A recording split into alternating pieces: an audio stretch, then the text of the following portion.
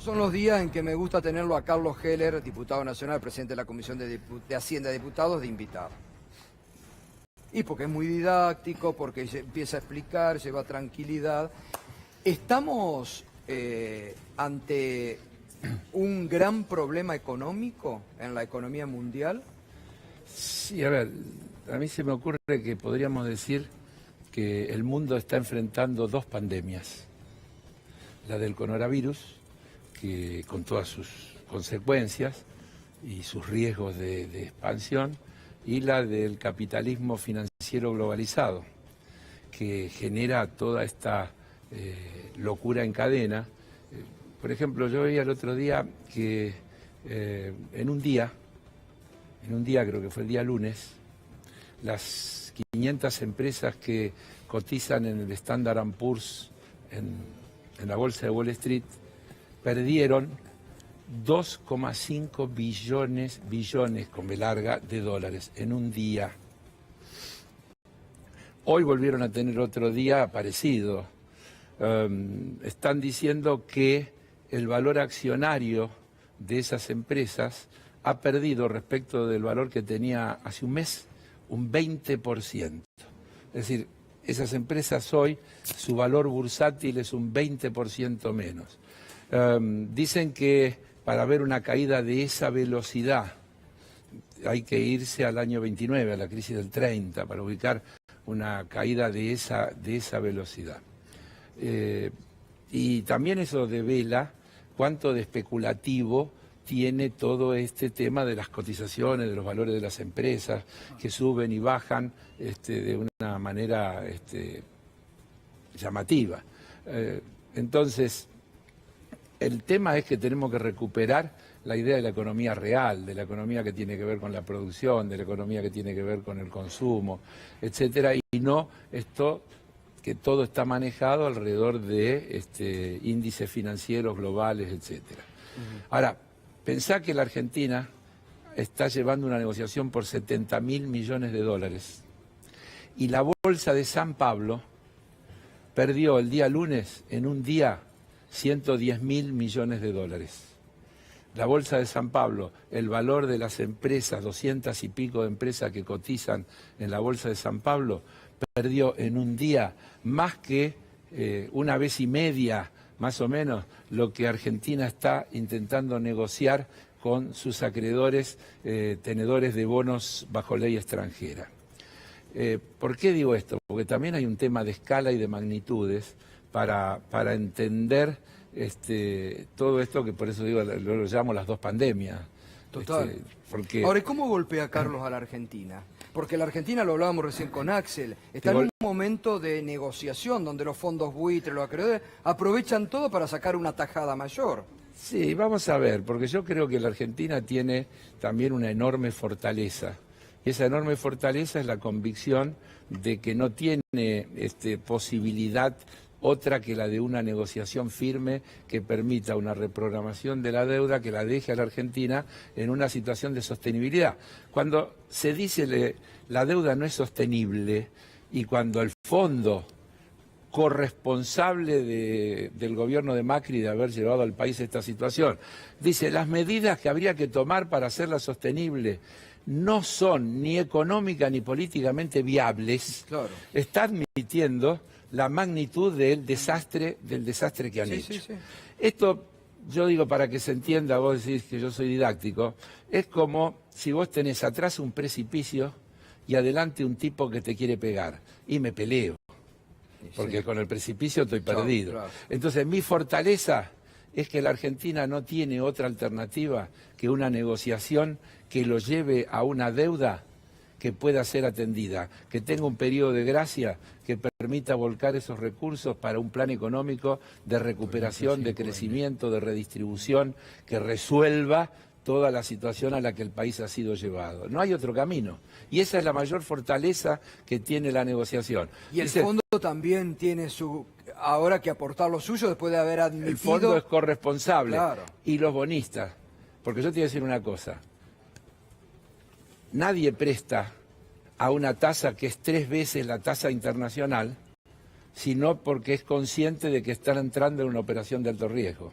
Y cuando vos entras en una operación de alto riesgo, el banquero tiene la misma responsabilidad que el tomador. Y a la hora de hacerse cargo de los daños, tiene que hacerse cargo de la parte de los daños que le corresponde. No es una dádiva que tienen que hacerle a la Argentina, es la corresponsabilidad de haber prestado de manera irresponsable total. Cuando no debía haber sucedido. Y eso le pasa al Fondo Monetario. El Fondo Monetario no le debió haber prestado a la Argentina, porque está muy bien cuando la actual directora gerente dice nuestros estatutos dicen que no podemos hacer quita, pero el estatuto también dice que no le pueden prestar a países que facilitan la fuga de capitales, y está demostrado, y seguramente se va a demostrar con más claridad ahora cuando se conozca el informe del Banco Central, cuánto de esos 44.000 millones de dólares fueron divisas que entraron para generar recursos que pudieran facilitar en un país que no tenía ninguna restricción para comprar ni ninguna restricción para sacar, que es gravísimo, porque si vos viste, ahora se fueron 30.000 millones de dólares de los países emergentes desde enero.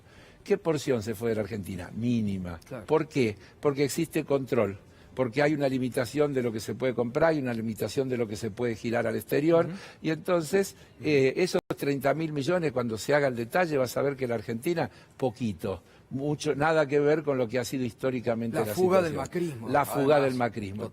88.000 millones de dólares se fueron durante los 4 años de Macri. Tremendo. Atilio Brón, buenas noches, Atilio. Un gusto, como siempre. ¿Cómo estás siguiendo esto? Vos que sos un estudioso permanente, esto que hablamos con Carlos, el mundo golpeado. Bueno, el mundo muy golpeado, y yo agregaría una tercera dimensión a todo esto. Yo hablo también de la infodemia. No solamente la epidemia, ¿verdad?, sino el manejo informativo de los datos concretos que tienen que ver con la epidemia. ¿Cuáles son esos intereses? Y me llamó mucho la atención cuando me invitaron hoy al programa, empecé a buscar algunos antecedentes, que en Nueva York, el día 18 de octubre, la Fundación Bill y Melinda Gates, por las dudas, junto con el Foro Económico Mundial de Davos, organizaron un experimento muy curioso, un ejercicio de pandemia de alto nivel, para ver, ¿no es cierto?, de qué manera, si llegara a surgir eso, que ellos dicen es apenas una cuestión de tiempo antes de que el mundo entre en una epidemia global, de qué manera se pueden coordinar los gobiernos y las instituciones para detener esa pandemia. 2 meses antes, apenas del estallido de la epidemia esta en China, estos hicieron este experimento en Nueva York. ¿Ha sido coincidencia? Digo, ¿Y vos qué ves?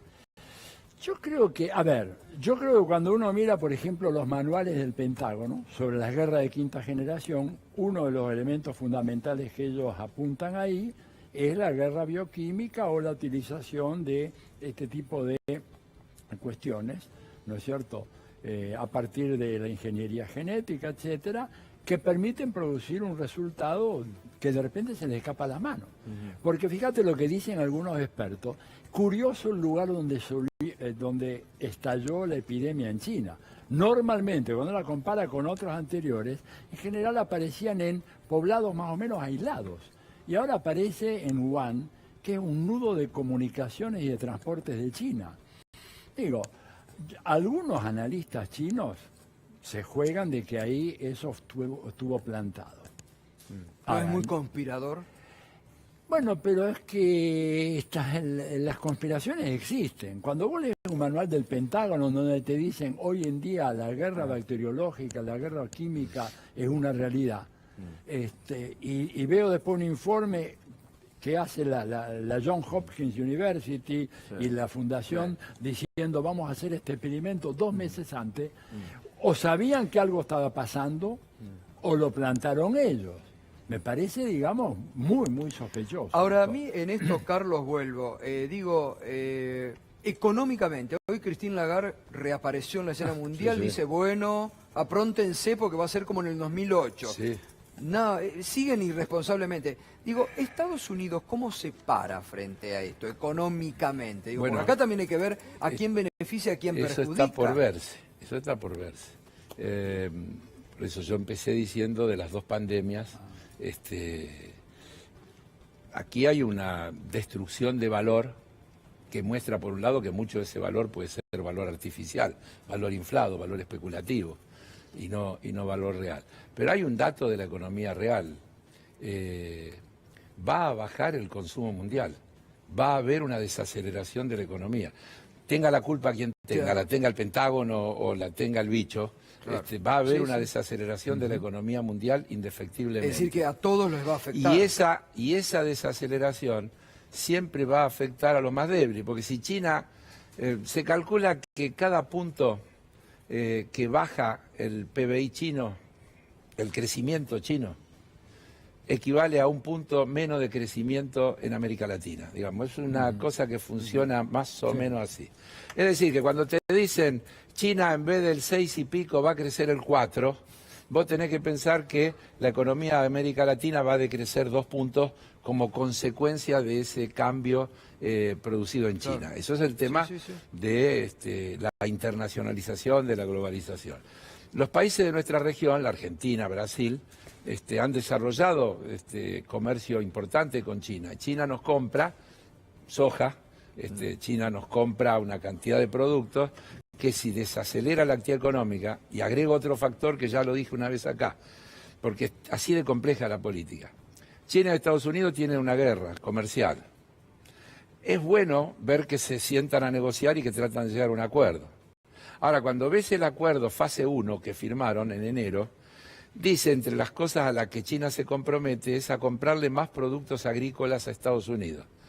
Como China está en desaceleración, no va a aumentar lo que va a comprar, va a cambiar de proveedor.